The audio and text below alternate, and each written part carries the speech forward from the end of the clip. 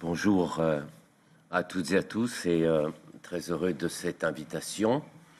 En tant qu'avocat et conformément à mes règles professionnelles, vu le sujet de la réunion, je dois vous dire, mais je crois que c'est connu, que je suis impliqué sur certaines causes qui traitent directement à notre sujet, vu que je suis avocat du Front Polisario, que j'interviens également pour le peuple palestinien devant d'autres juridictions.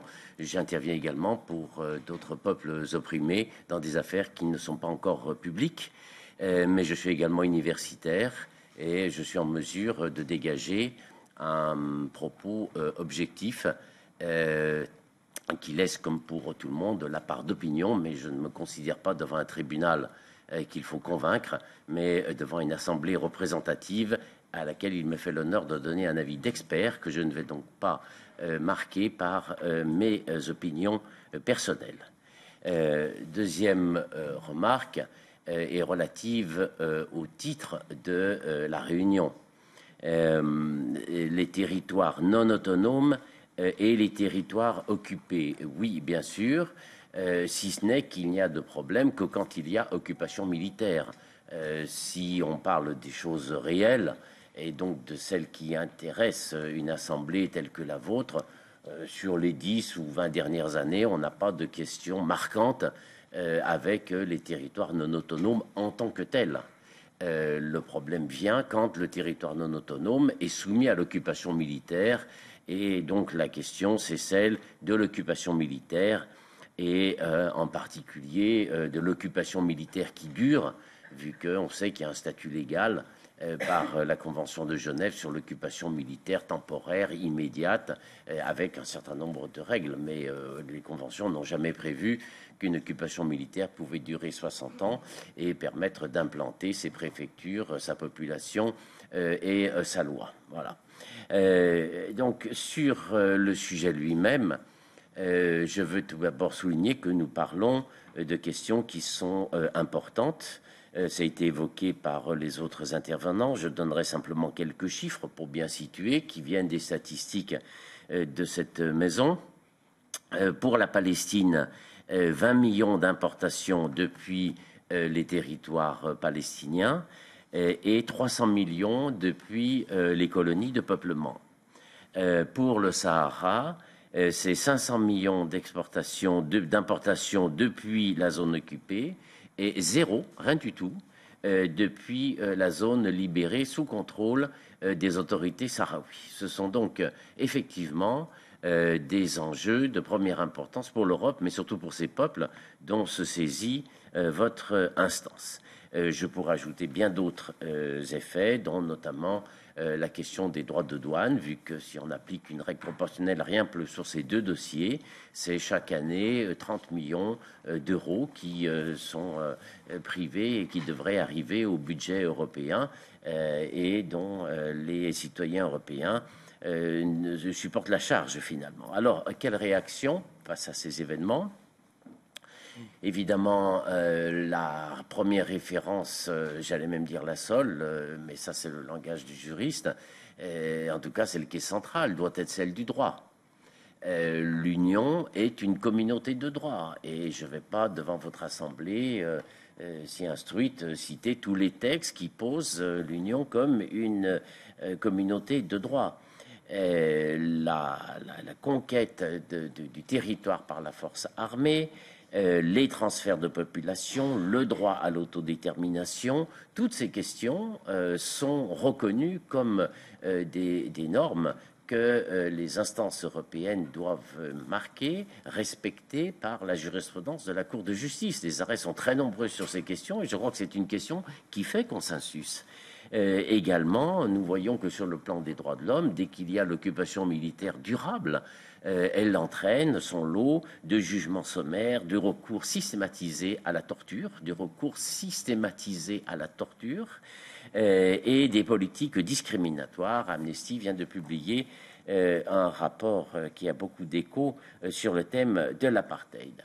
Et de ce point de vue, je pense que la réponse nous est grandement dessinée par la jurisprudence de la Cour pour venir à la conclusion que la seule solution est l'interdiction du commerce avec les territoires occupés. Le premier point, c'est que l'étiquetage qui a pu être présenté comme une solution alternative, eh bien, ça ne marche pas. Voilà, c'est une réalité. Là encore, toute la documentation montre que l'on est aux alentours de 80% de fraude, sans doute au-dessus. Donc, l'étiquetage, qui déjà n'est pas la solution, ne marche pas.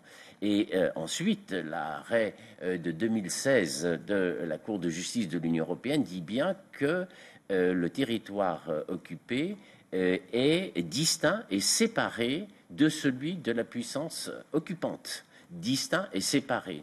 De telle sorte que la mesure, quand l'accord qui est passé avec la puissance occupante ne peut pas s'appliquer sur le territoire occupé. Il ne peut pas. C'est une donnée qui est différente. La logique fondamentale est donc celle-là. Il y a un territoire occupant. Il ne s'agit pas du tout de sanctionner qui que ce soit, vu que vous n'êtes pas sur s'en prendre à la puissance occupante, mais on est sur une logique de respecter ce territoire qui dépendra toujours du peuple sur la zone occupée. Merci bien. Oui, deux séries de remarques différentes. La première, il y a eu des regrets exprimés sur l'absence de la Commission. Et en tant que visiteur, j'exprime les mêmes regrets. Je pense que le dialogue, surtout dans une assemblée parlementaire, est une grande vertu. La dernière fois que j'ai entendu le point de vue de la Commission, c'était à l'audience du tribunal de l'Union européenne où je plaidais l'initiative citoyenne. La thèse de la Commission a été vaincue, vu que la Commission a perdu. Et donc, j'étais intéressé pour savoir comment elle intégrait dans son point de vue le jugement qui a été rendu par le tribunal de l'Union européenne, qui a validé l'initiative citoyenne comme parfaitement fondée en droit. Donc, il y a effectivement une frustration avec cette absence.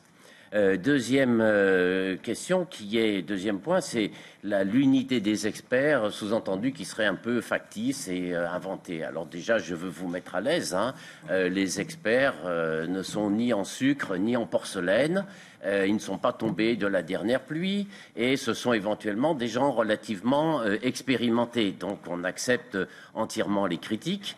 Mais c'est vrai que nous ne serons ébranlés que par des critiques que nous allons ressentir comme ajustées, c'est-à-dire avec des arguments qui peuvent toucher la réalité de notre travail et non pas sa fiction. Or, si vous voyez une certaine unité, c'est parce que nous parlons d'une connaissance juridique. Et je peux vous dire qu'avec mon voisin, Monsieur Dubuisson, nous avons dans nos analyses nombre de points de différence, de divergence de vue. Mais là, nous parlons d'une connaissance. Et le Parlement voudrait rester sur une approche différenciée. Le Parlement est souverain, il prendra l'approche qu'il voudra. Mais je lui dis, attention. Il y a un chemin qui est tracé, qui répond aussi à la question qui était posée. Quel est le fondement juridique? Le fondement juridique, c'est pas Devers qui va vous le dire. C'est la Cour. Et quand elle rend son arrêt de 2019, Psagot, qui traite des produits palestiniens, elle se fonde sur 2016, qui est l'arrêt sur le Sahara occidental, qui se fonde sur la situation de Chypre du Nord, c'est-à-dire qu'il y a une unité qui est posée, et c'est cette unité qui fait